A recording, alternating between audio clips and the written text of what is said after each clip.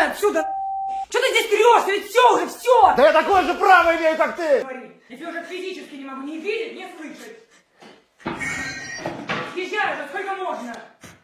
Anak laki-laki itu duduk di meja belajarnya untuk melihat ke arah luar jendela kamarnya dan memperhatikan anak-anak yang sedang bermain bola di halaman luar apartemennya. Lalu ia mulai menyibukkan diri dengan menulis di bukunya. Tak lama seorang wanita berambut coklat muda masuk ke dalam kamarnya dengan gebrakan kasar di pintu. Квартиру смотреть. Вещи прибери свои. Wanita itu menyuruh anak si pemilik kamar untuk merapikan kamarnya dengan segera karena tamu mereka akan datang. Setelah wanita itu keluar dari kamar anaknya, ia menuju ke pintu depan mereka karena rupanya tamunya sudah datang. Anak laki-lakinya itu langsung menutup pintu kamarnya dengan kasar saat mendengar suara orang lain dari luar kamarnya. Tamu rumah mereka ini adalah ternyata calon penghuni baru yang akan membeli apartemen mereka. Kini mereka datang untuk melakukan survei apartemen yang akan dibelinya. Di tengah kesibukan menulisnya, tiba-tiba pintu kamarnya dibuka oleh sang ibu. Ibunya ini juga memukul kepalanya dengan kasar dan menyuruhnya untuk menyambut tamu.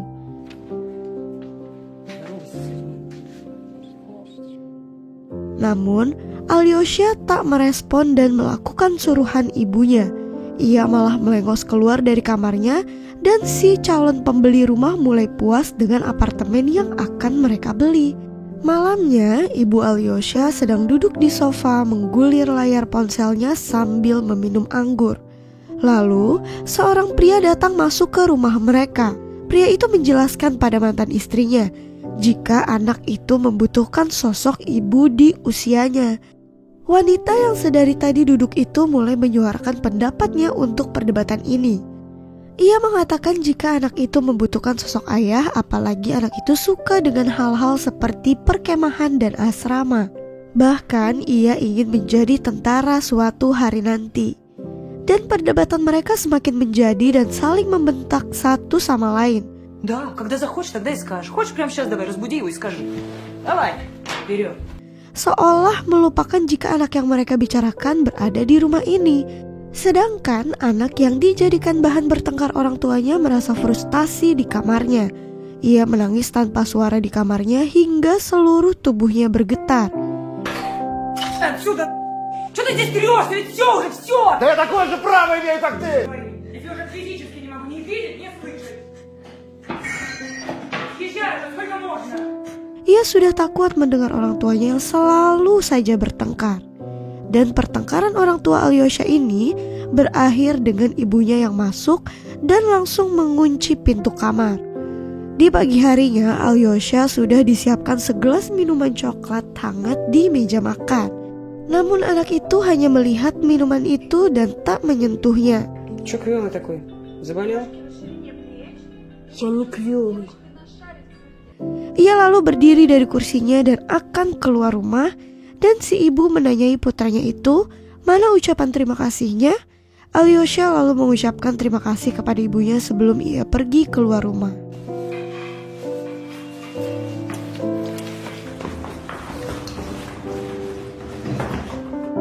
Keesokan harinya, Boris yang sedang di kantin kantor mendapatkan telepon dari Zenya yang memberitahu bahwa ia mendapat kabar dari kepala sekolahnya bahwa Alyosha hari ini dan kemarin tidak datang sekolah.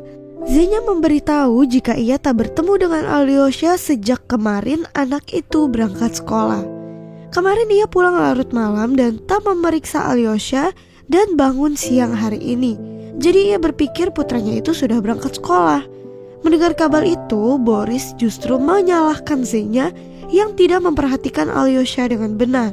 Alhasil, Zenya kembali emosi mendengar ucapan Boris dan berakhir ia meneriaki mantan suaminya untuk kesekian kalinya. Бревно.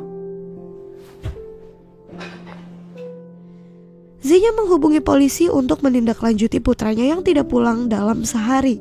Polisi mendatangi apartemen mereka dan mengecek semuanya. Polisi menyimpulkan jika tidak ada kejahatan di kasus ini dan Alyosha pasti akan kembali setelah kurang lebih 10 hari. Polisi tidak bisa banyak bertindak untuk kasus ini. Mereka menyarankan Zenya agar meminta bantuan para relawan. Sesuai ucapan polisi, Zenya akhirnya mendatangi organisasi relawan untuk membantu mencari putranya.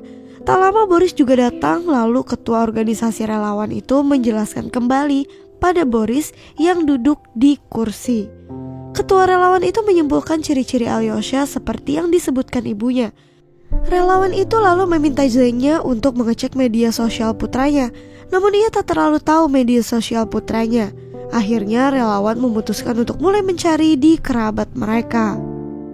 Awalnya Zenya pesimis karena itu sangat tidak mungkin, apalagi jarak rumahnya ke rumah ibunya itu jauh. Juga Alyosha yang tak terlalu akrab dengan neneknya. Namun si relawan tetap mendesak untuk mencari keberadaan Alyosha di rumah neneknya. Mereka semua sepakat akan mencari Alyosha besok malam. Думаешь, он у нее? А где еще? Сама подумай. Di hari berikutnya saat malam hari, sesuai kesepakatan dengan relawan bahwa malam ini mereka mulai mencari keberadaan Alyosha.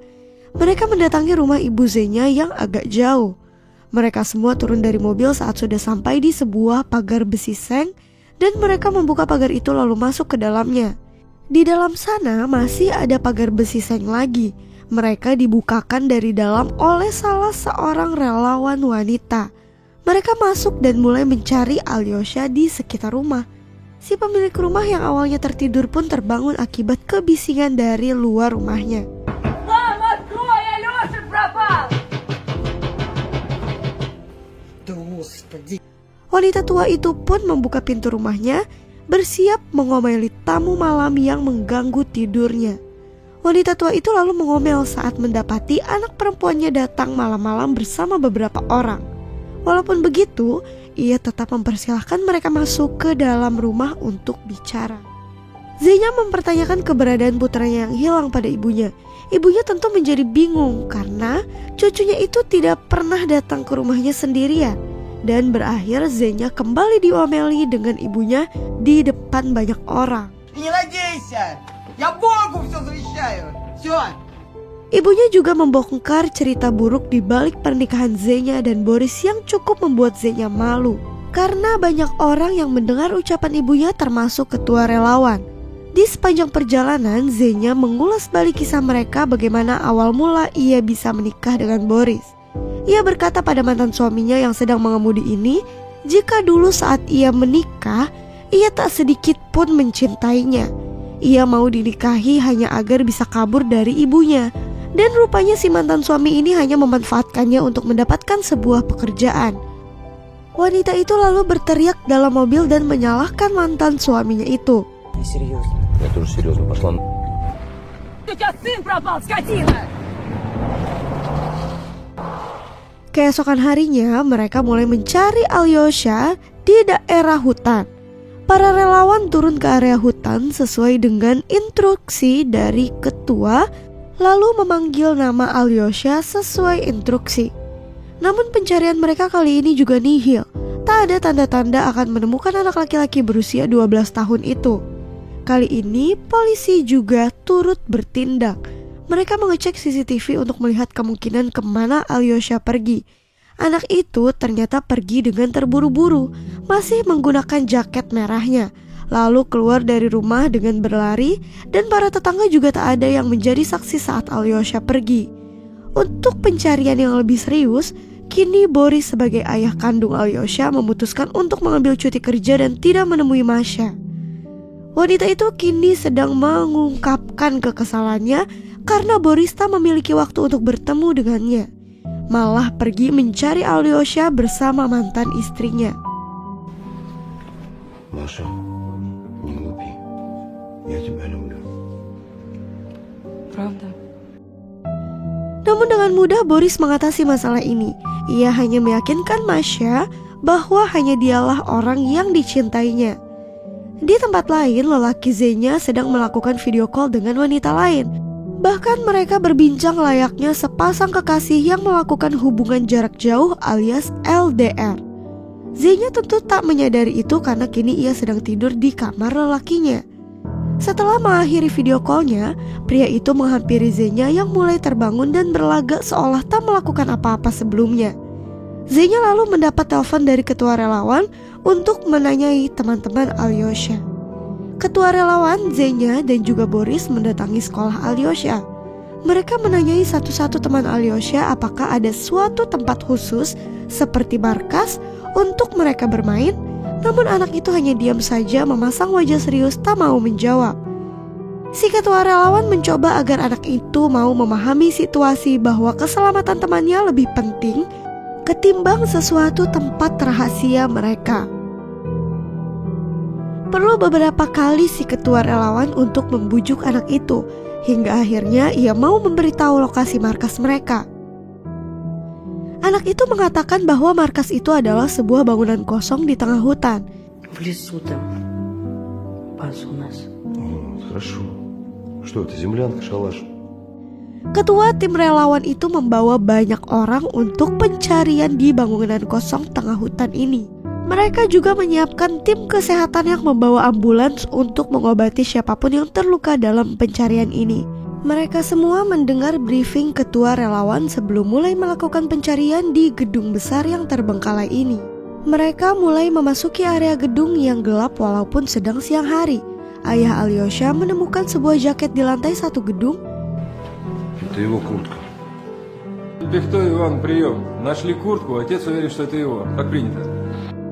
Pria itu meyakini jika itu adalah jaket milik anaknya. Para relawan pun mulai mencari lebih dalam dan mulai mencari di area lantai 2. Sedangkan tim relawan yang lain mencari di sekitar area luar gedung. Karena pencarian di gedung tak membuahkan hasil, mereka mulai mencari di area hutan. Para relawan meneriakkan nama Alyosha berkali-kali sesuai instruksi dari ketua, namun tak dapat menemukan tanda-tanda sekalipun. Akhirnya, mereka menghentikan pencarian di sekitar hutan. Hari ini Boris dan Zenya mendapat kabar dari ketua relawan bahwa sebuah rumah sakit menerima pasien yang ditemukan di jalanan. Mereka berdua bergegas menuju rumah sakit dan bertemu dengan ketua relawan di sana. Dokter itu mendatangi kamar pasien lalu membangunkan anak yang sedang tidur tersebut. Namun ternyata itu bukanlah Alyosha. Boris dan para relawan lainnya masih mencari di area hutan hingga mereka menemukan area khusus yang tak boleh dimasuki dan dijaga oleh 2 orang penjaga. Boris lalu memberikan poster yang bercetak wajah Alyosha. Mereka menyusuri hutan dan menemukan sebuah sungai, dan mereka menghentikan proses pencarian di sana karena kondisi cuaca yang memburuk. В связи с отсутствием положительного результата вчения, перевести поиск в другой статус. Salju kembali turun, dan ketua relawan menginstruksikan strategi baru ke anggota organisasinya. Mereka menyebarkan poster sebanyak-banyaknya karena cuaca tidak memungkinkan untuk mencari Alyosha secara langsung. Para relawan, termasuk Boris, mulai menempelkan poster-poster itu di tempat-tempat kota. Entah itu di halte bis, toko, tiang, maupun tembok jalanan. Mereka lalu bertemu dengan ketua relawan yang sebelumnya menghubungi mereka untuk datang ke rumah sakit itu. Pria tinggi itu lalu membuka sebuah pintu, mengajak mereka berdua masuk ke sebuah ruangan. Kedua orang itu seketika merasakan nyeri di sekujur tubuhnya. Bahkan Zenya menangis dan mengatakan jika itu bukanlah Alyosha.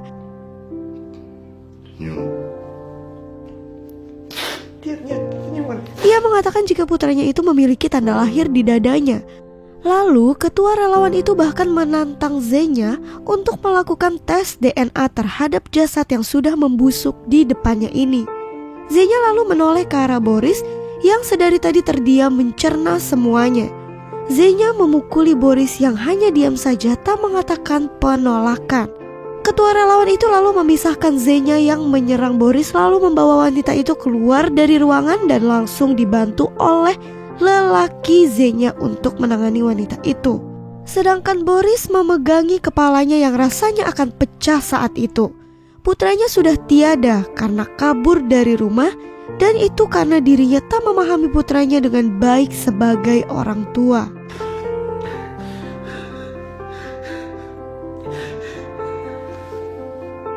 Beberapa tahun kemudian, anak laki-laki Boris sudah lahir dan tumbuh menjadi anak yang aktif bermain. Anak itu bermain selagi ayahnya menonton televisi. Pria itu menatap keluar jendela dan melihat salju turun, mengingatkannya akan kejadian beberapa tahun yang lalu. Begitu pula dengan Zenya yang melampiaskan dirinya dengan berlari di atas treadmill saat teringat dengan Alyosha karena melihat salju yang turun. Sepasang mantan suami istri ini sama-sama mengalami penyesalan dan rasa bersalah yang mendalam untuk selama-lamanya atas kematian anak mereka.